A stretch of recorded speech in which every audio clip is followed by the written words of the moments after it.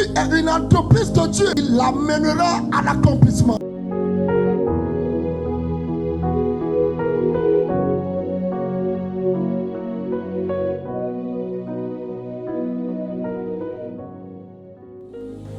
Luc au chapitre 14, verset 28 au verset 30.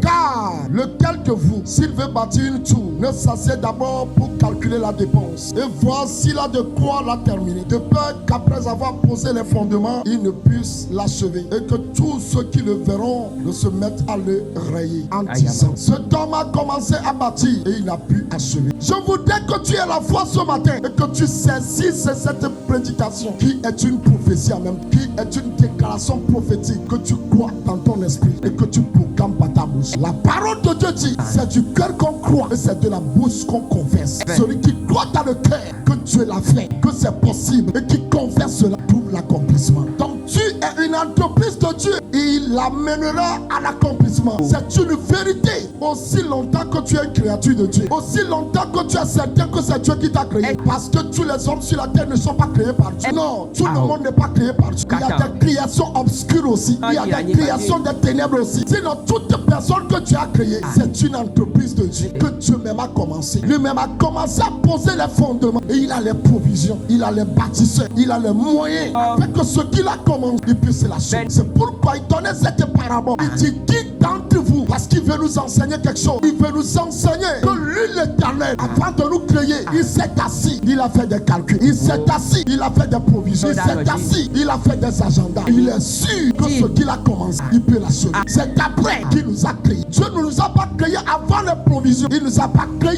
avant de faire les calculs. Les calculs ont été faits, les provisions ont été préparées avant qu'on ne soit créé. Et c'est dans cet enseignement qu'il veut nous conduire en tant qu'être humain. Qui d'entre vous, s'il veut bâtir une tour, celui qui veut bâtir des étages, il ne va pas vouloir commencer et ne pas achever. Si tu vois quelqu'un poser le fondement pour des étages, en réalité c'est qu'il a fait des calculs. C'est pourquoi Jésus dit: qui d'entre vous, s'il veut bâtir une tour, il ne s'assied pas d'abord pour faire les calculs, pour calculer les dépenses, pour voir s'il a de quoi, s'il commence, il va achever. Pour que ceux qui vont voir les fondements qu'il a posés, ils ne le voient pas incapable de continuer, mais qui commence à le rayer en disant: cet homme a commencé, il n'a pas pu achever. Cet homme a commencé et il n'a pas pu achever. En réalité, bien aimé, la vie de plusieurs est comme cela. La vie de plusieurs est comme si on ne peut plus l'achever. La vie de plusieurs est comme une maison, une grande maison. On a commencé, mais c'est resté au niveau de fondement, c'est resté au niveau de chaînage, c'est resté là-bas. Et je te casse ta vie. Si tu comprends ce matin, si tu saisis cette vie, tu es l'entreprise de Dieu. Il a les moyens pour continuer. Je dis: c'est Dieu qui a commencé. Tu es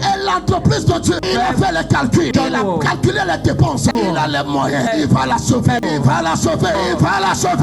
Dans le nom de Jésus, des gens ont lancé des fondements, c'est des étages qui veulent bâtir. Ils ont de grands projets. Cependant, c'est resté toujours au niveau de fondement. Pourquoi? Les moyens ont fini. Pourquoi? La provision a fini. Pourquoi? Il n'y a plus de moyens pour continuer. C'est ainsi que dans nos villages, dans nos villes même, vous allez trouver de grandes maisons qui sont restées inachevées. Il y en a qu'on a bâti jusqu'au dernier étage. On n'a jamais fait le bâtiment. On n'a jamais mis la toiture. On n'a jamais mis la couleur. On n'a jamais mis la peinture. Pourquoi? Soit celui qui est en train de bâtir est mort, ou soit il est vivant, mais les moyens lui manquent. C'est comme ça avec les hommes. Mais nous les hommes, nous voulons faire des choses. Si nous comprenons que nous-mêmes d'abord, nous sommes une entreprise de Dieu, il ne manquera pas de moyens. Je te casse sur ta vie sera levée. Je dis ta vie sera levée. Cela ne restera pas au niveau fondement, ni au niveau chaînage. Cela ira jusqu'à l'accomplissement.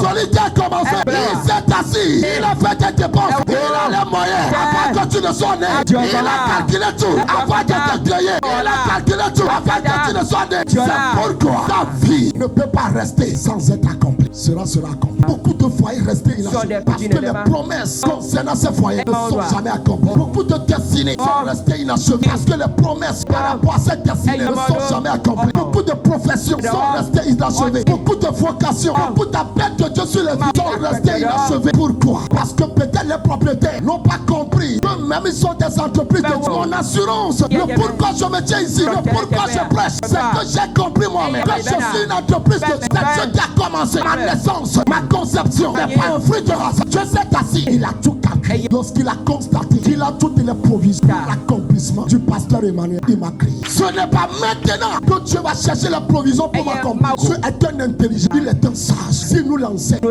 qui d'entre vous qui veut bâtir une tour, il ne s'assoit pas d'abord pour calculer les dépenses. Donc ce serait une erreur de vouloir bâtir la tour, mais de ne pas s'asseoir, de faire les calculs, de voir si on a de quoi tenir. C'est pourquoi beaucoup ne sont jamais arrivés. Vous comptez sur vos propres capacités, vous comptez sur vos propres postes, vous comptez sur vos propres beautés, vous comptez sur vos propres diplômes. Ce n'est pas ça. C'est pourquoi beaucoup ne sont jamais arrivés. Parce que ces choses-là, l'ennemi peut les attaquer. Il y a quelque chose que l'ennemi ne peut jamais attaquer. C'est Dieu lui-même. C'est lui mes trésors. C'est lui ma banque. C'est lui ma provision. Il ne peut jamais commencer à manquer de moyens pour l'achever. Que des gens en passant voient ta vie pour se moquer. Il a commencé. Il n'a pas pu terminer. On peut le dire aux hommes. On peut se moquer des hommes. Kofi a commencé. Joe a commencé. Il n'a pas pu achever. Mais il y a quelqu'un. C'est de lui je te parle.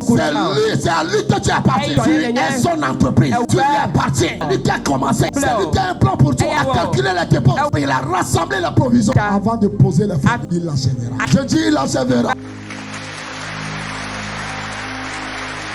Tes anges sont le chantier de ta vie qui a été longtemps bloqué. Ce dernier dimanche, les activités ont repris. Les activités ont repris. Je vois l'éternel. Les prisons tournent. Il libère la provision. La provision pour le salut. La provision pour le salut des âmes. Ce matin, alors que je prêche, il a été libéré. La provision. Les prisons tournent. Il libère des provisions pour les foyers, pour les mariages, pour la santé, pour la prospérité, pour la procréation. La voiture, que son serviteur. Je vous dis, des dons de provision. La santé, la restauration, la bénédiction, le salut des âmes, l'élévation, l'accomplissement des provisions. Il a posé les fondements, il va bâtir. Et c'est pourquoi Jésus a dit, je bâtirai ma maison. Les chantiers ont repris.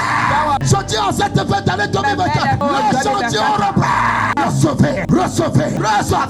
Ceux qui ont la foi, vous verrez des manifestations. Vous verrez des manifestations. Vous verrez.